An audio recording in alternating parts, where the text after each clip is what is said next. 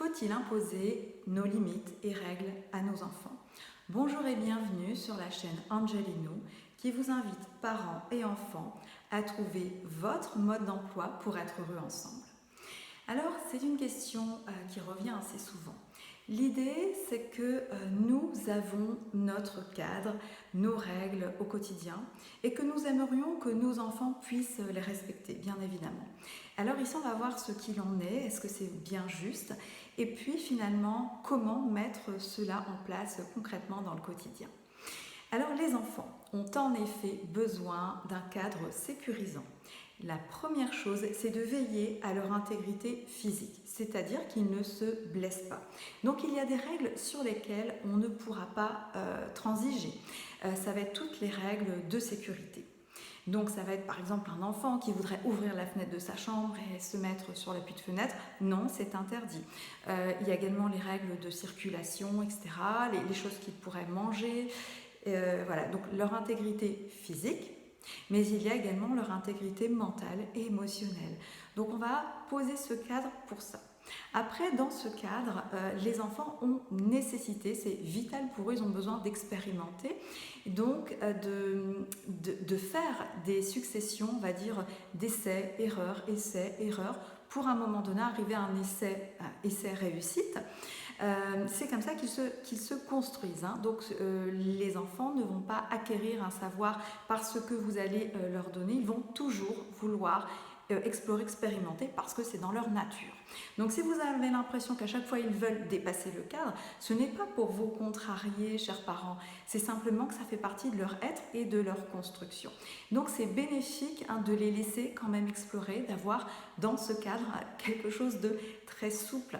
Donc la grande question, c'est par rapport à ces limites, est-ce que ce sont des choses qui sont importantes pour l'intégrité physique, mentale, émotionnelle de mon enfant?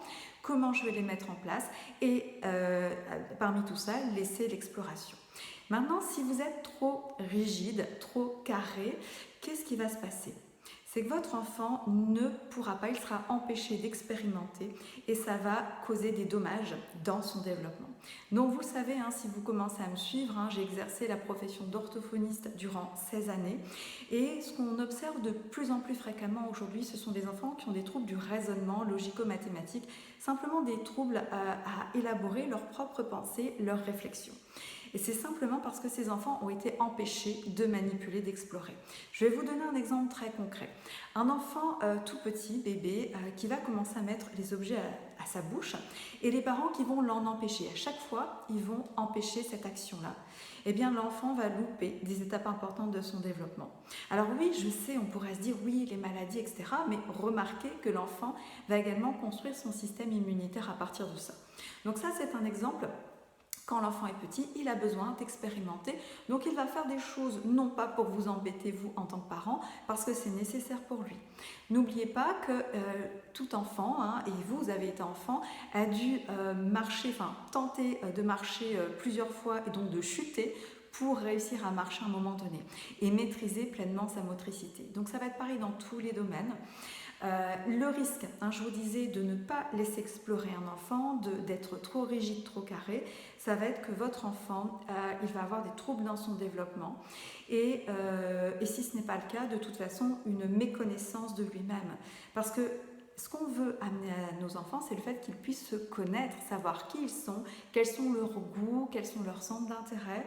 Donc s'ils n'explorent pas, ils ne peuvent pas. Donc vos enfants ne sont pas votre copie conforme.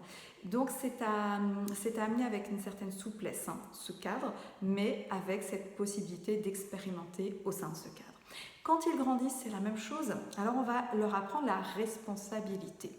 Si vous interdisez tout, il y a de fortes chances que votre enfant, à un moment donné, se rebelle, notamment à l'adolescence, et qu'à ce moment-là, ce soit bien plus compliqué pour vous. Alors moi, je dis toujours, il vaut mieux que les difficultés émergent quand l'enfant est petit, comme ça, vous en prenez conscience et vous avez la possibilité de vous réajuster.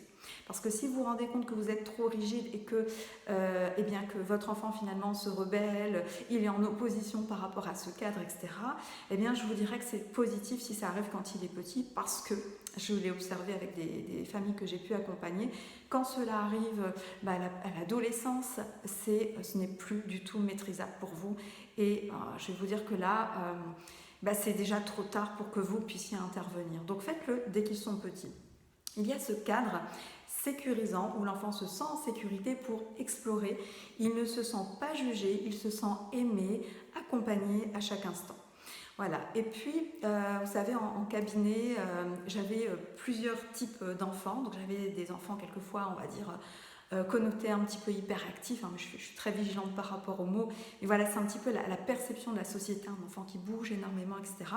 Et j'avais d'autres enfants qui étaient, moi, que je nommais un peu des plantes vertes. Donc, ce sont ces enfants que les parents pouvaient amener. Bah, ils restaient assis sur la chaise, par exemple, pendant 1 heure et demie, sans bouger, sans parler, sans presque respirer.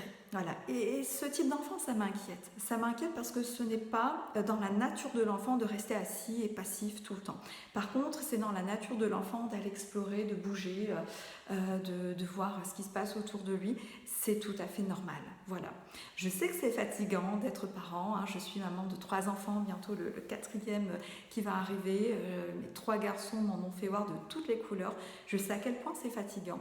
Mais pensez bien que l'important, c'est leur intégrité physique, mentale, émotionnelle, donc qu'ils soient sécures par rapport à tout ça, et que dans ce cadre, ils puissent expérimenter, qu'ils puissent apprendre à se connaître. Nous souhaitons pour nos enfants qu'ils soient heureux, qu'ils trouvent un sens, une direction à leur vie.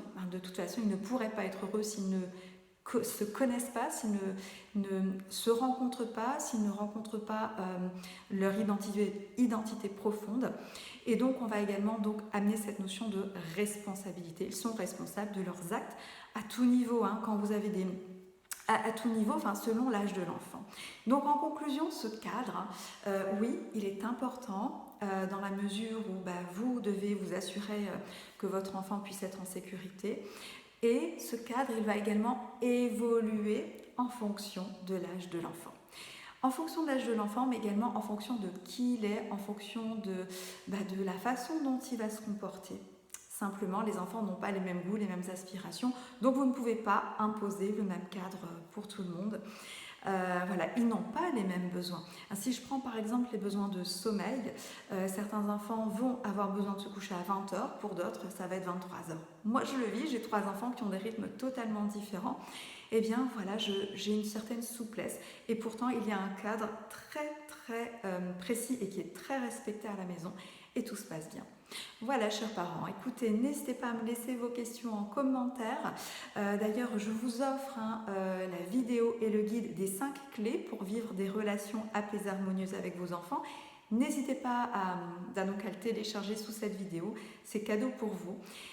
Et je vous dis à très bientôt pour une prochaine séquence.